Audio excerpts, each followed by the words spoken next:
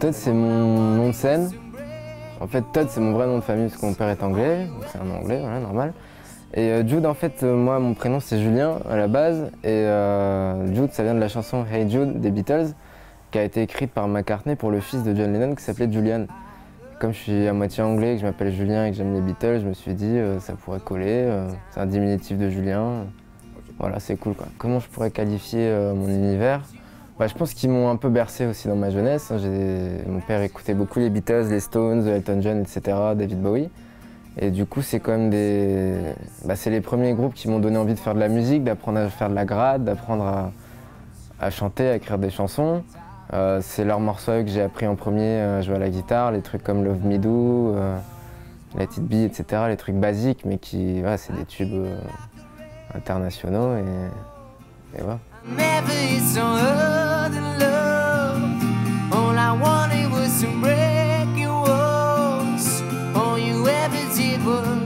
Alors j'ai décidé de faire de la musique, je sais pas trop quand. En fait, moi j'écris des paroles depuis que j'ai écrit, on va dire, enfin j'ai bien écrit, hein, pas depuis que j'ai 6 ans, depuis que j'ai 9-10 ans.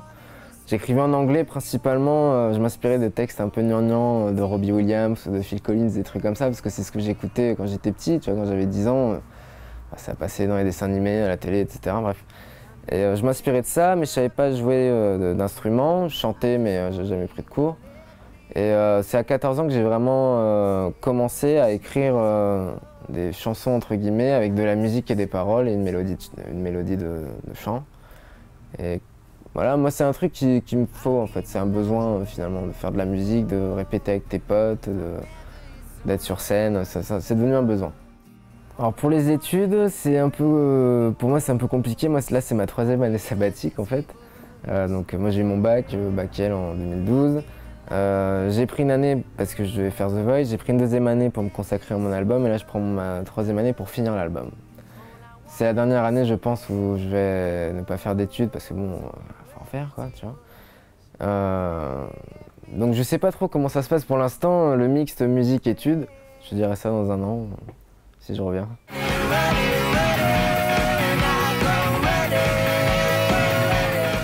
Ma vie depuis The Voice, elle n'a pas forcément changé. Je suis pas devenu une star, je suis pas devenu super connu, je gagne pas énormément d'argent. Mais ça m'a permis déjà de rencontrer beaucoup de gens dans le milieu de la musique. Ça m'a permis de faire des grosses dates. J'ai joué avec Bébé Brune, j'ai fait une tournée avec Bastian Baker, j'ai joué avec Cat Centuries, j'ai fait des bons festivals.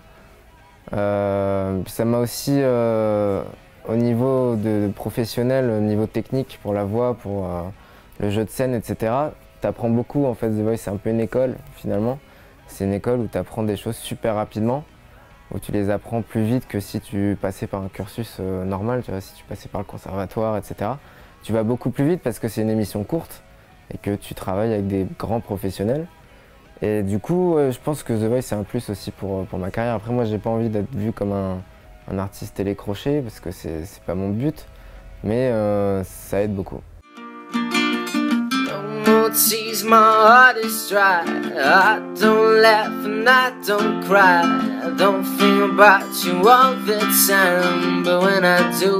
Après The Voice, j'ai eu pas mal de propositions, mais surtout pour écrire des chansons en français. Ou des comédies musicales, ou même un boys band, ça me plaisait pas du tout, ça m'intéressait pas. Mais je reste en contact aussi avec ces gens parce qu'ils continuent quand même à suivre mon actu, à écouter ce que je leur envoie, etc. Donc ils sont quand même intéressés. Il n'y a rien qui m'a dégoûté dans l'aventure The Voice. Non, il n'y a que du bénéf, il y a que du bénéf. Après, quand tu passes à la télé, tu as quand même des gens après qui vont te proposer des trucs un peu...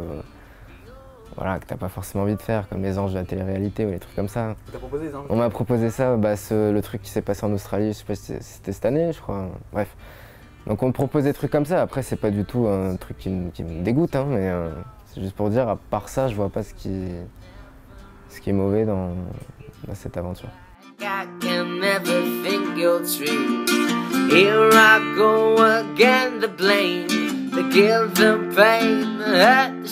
Alors, les grandes rencontres que j'ai eues à The Voice, je pourrais citer Bruno Berberes.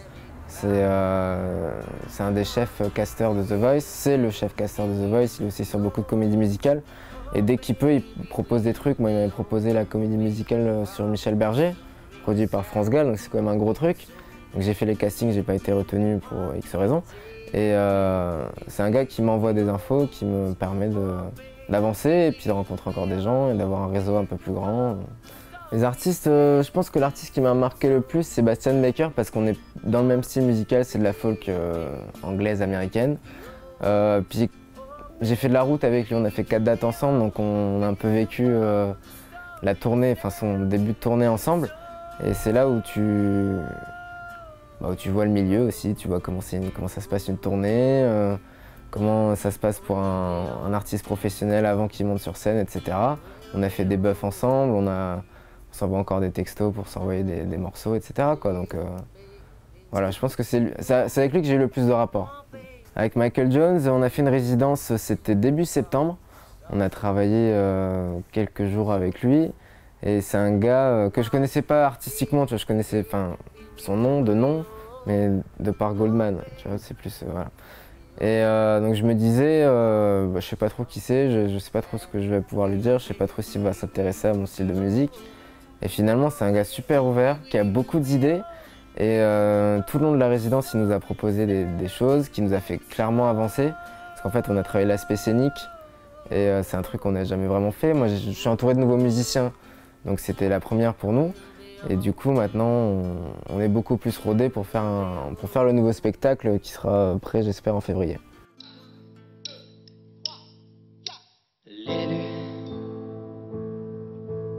Take another walk out of your fake world. And please put all the drugs out of your hand. Je pense que la date que je retiendrai, c'est quand même celle avec les Bébés Brunes, parce que c'était vraiment ma première grande scène, c'était dans les arènes de Fréjus. Les arènes de Fréjus, elles ont une histoire, c'était un lieu où tous les grands groupes venaient, il y avait The Who, il y avait The Police, il y avait Bob Dylan, et Bob Marley, etc. Donc c'est vraiment une scène mythique. Et en fait, ça a été réouvert donc en 2012 et j'ai fait l'ouverture en fait avec Bébé Brune devant mon public, devant un public local. Donc il y avait 4000 personnes, c'était le feu quoi. For every street of any scene, any place you've never been, I'll be your guide. Lily, you know si tu prends mon téléphone, tu vas trouver du Arctic Monkeys, du Oasis, du Blur, un peu de Jean-Louis Aubert, quoi d'autre, il y a plein de trucs différents, il y a beaucoup Coldplay, The Verve, plein de trucs anglais, rock, voilà.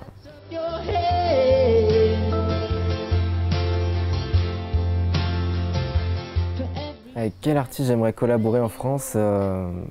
C'est une bonne question parce que je ne connais pas trop en fait, le marché français.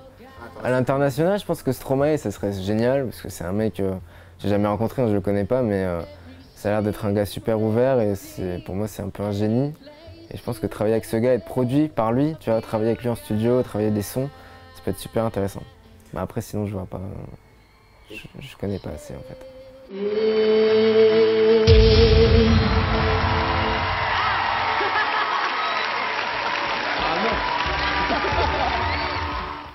Alors mon prochain titre s'appelle Marble Eyes, donc on a tourné un clip dessus, un clip un peu court-métrage, qui est un peu dans la veine de James Dean, des choses comme ça. Donc c'est un peu le style perfecto, la petite banane, etc. Avec des super bagnoles. En fait, je te raconte l'histoire. C'est une histoire d'amour entre deux chefs de gang, donc le chef de gang mec et le chef de gang femme. Et en fait la fille, donc c'est Marble Eyes, c'est une fille inaccessible, super libre, etc.